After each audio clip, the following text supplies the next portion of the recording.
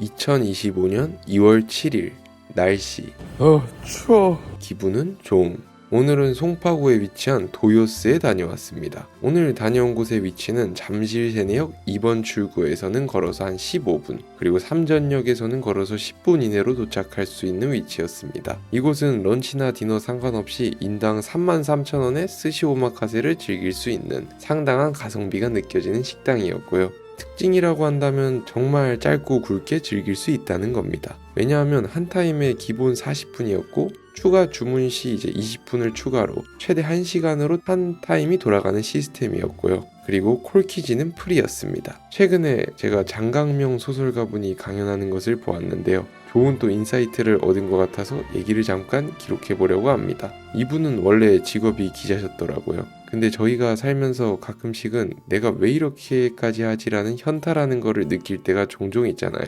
이분도 마찬가지로 그런 거를 느끼고 갑자기 어느 날 돌연 퇴사를 하셨더라고요. 그리고 전부터 하고 싶었던 글을 쓰는 직업을 가지고자 1년 반이라는 세월을 아무 수입 없이 글만을 쓰셨다고 합니다.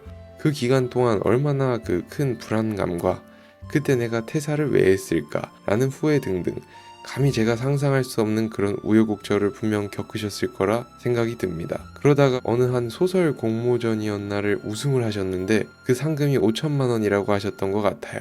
그리고 나서 이제 자연스레 소설가라는 타이틀을 얻어서 현재까지도 이제 계속 활발히 작가 생활을 하고 계시더라고요. 이분이 그 강연에서 전하고 싶었던 메시지는 실패라고 생각했던 게 꼭 실패가 아니더라인 것 같았습니다. 그리고 그때 당시 이분이 기자라는 일을 때려치지 않으셨다면 지금의 소설가 장강명 씨는 없었던 거죠. 결국은 성공을 하고 제 기준에서 인생을 대하는 태도가 올바르다라고 느끼는 사람들의 특징은 보통 이제 남의 시선을 정말 의식을 안 하는 것 같습니다. 그렇기에 새로운 도전이나 어떠한 일을 함에 있어서 두려움이 크지 않은 것 같습니다. 저도 참 노력을 많이 하고 마인드셋을 그렇게 바꾸려고 항상 신경을 쓰는데 참 어려운 부분인 것 같고요. 이게 인생이라는 게 마음처럼 되는 일이 사실 잘 없잖아요. 물론 아닌 사람도 있겠지만은 그건 극소수인 사람들이고요. 아무튼 이 이야기의 결론은 저나 여러분이나 모두가 마찬가지로 차분히 그 자기만의 페이스대로 앞으로 나아가다 보면 무언가 달라지는 날이 분명 오지 않을까 싶어서 오늘은 이런 주제를 일기에 좀 써봤습니다. 사실 인생을 그냥 산다는 것 자체도 힘이 많이 들어가는 일이라고 저는 생각을 합니다. 그래서 저는 이 세상 사람들 모두가 대단하고 참 존경스럽다는 생각이 듭니다. 아무튼 서론이 너무 길어져서 이제 도요스에 도착을 해야 할 것 같습니다. 가게 내부는 기역자 형태로 한 타임에 총 12명이 들어갈 수 있는 다치 형태의 테이블과 의자가 있었습니다. 그리고 이게 테이블 기본 세팅, 따뜻한 물수건과 따뜻한 차가 제공되어 기분 좋게 시작할 수 있었고요. 요리 메뉴는 시작하고 20분까지, 단품 스시는 45분까지 주문을 할 수 있다고 되어 있습니다.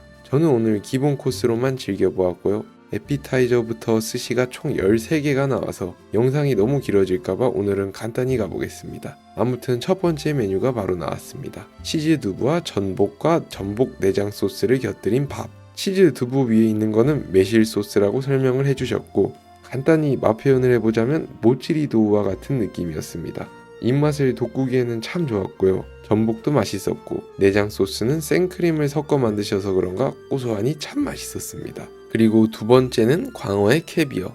식감도 좋고 잘 숙성되어 맛있었고요. 캐비어도 전혀 비리지 않아서 좋았습니다. 다음은 참돔이었고요. 이것도 위에 살짝 발라진 간장 소스와 참 잘 어울렸습니다. 그리고 네 번째는 방어. 이것도 확실히 제철이라 식감도 좋고 맛있었습니다. 그 다음은 대뱃살. 참치 뱃살인데 얘네들이 잘 먹고 댕겼나 상당히 고소하고 기름지니 좋았습니다. 이쯤에서 이제 느끼한 부위를 먹어서 그런가 중간에 이렇게 장국을 내어주시는데 이것도 아쉽지 않은 맛이라 참 맛있게 잘 먹었습니다. 그리고 다음은 참치 속살. 식감도 쫄깃하니 맛있었고요. 전체적으로 여기 회가 비린맛이 잘 잡혀있어 제가 엄청 이런 거에 예민한 편인데도 참 맛있게 잘 먹었습니다. 일곱 번째는 어린 참치. 무게가 10kg 이하인 참치 종류의 회였는데 확실히 보면 귤도 큰 것보다는 작은 게 더 당도도 높고 맛있듯이 저는 개인적으로 아까 그 참치보다 이 어린 참치가 더 맛있었습니다. 8번째는 삼치. 이거는 그 회와 밥 사이에 마늘 소스 같은 게 살짝 들어있어서 풍미가 더 좋다고 느껴졌고요. 그리고 다음은 오징어. 이거는 식감이 조금 호불호가 있을 것 같습니다. 하지만 저는 물론 맛있게 먹었고요. 식감이 쫄깃보다는 살짝 찐득에 가까워서 이 식감을 불편해 하시는 분이 조금 있을 것 같더라고요. 이제 거의 다 왔습니다. 10번째는 아귀간, 앙키모였고요. 이거는 생각보다 간이 좀 셌습니다. 하지만 또 저는 자극적인 거라면 또 한장을 해서 참 맛있게 잘 먹었고요. 맛은 고소하니 비린맛도 안 느껴지고 맛있었습니다.